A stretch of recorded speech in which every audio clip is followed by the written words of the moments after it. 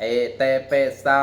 แผกาเวียอาราหัง ព្រះដ៏មានព្រះភាអង្គនោះទ្រង់ព្រះនាមថាអរហង្គព្រោះព្រះអង្គឆ្ងាយចាកសឹកស្រត្រឹងពោលគឺកិលេសព្រមទាំងវាសនាគឺកាយប្រយោគនិងវិជ័យប្រយោគសម្មាសម្ពុទ្ធោទ្រង់ព្រះនាមថាសម្មាសម្ពុទ្ធោក្រោព្រះអង្គត្រាស់ដឹងនៅញយធម៌ទាំងពួងដោយប្រពៃចំពោះព្រះអង្គឥតមានគ្រូអាចារ្យណាប្រដៅព្រះអង្គឡើយវិជ្ជាចរណសម្បណ្ណោទ្រង់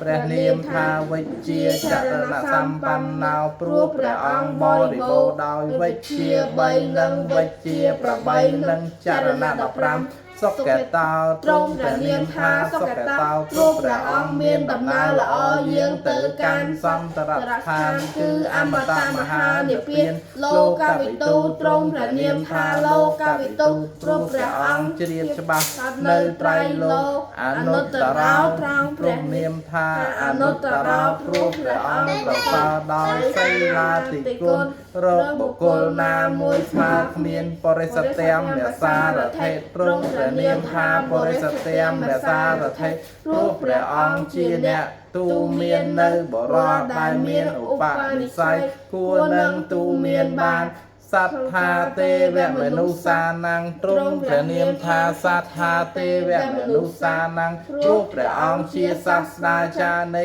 ទេវតានិងមនុស្សទាំងឡាយពុទ្ធោទ្រង់ព្រះនាមថាពុទ្ធោព្រោះព្រះអង្គត្រាស់ដឹងនៅ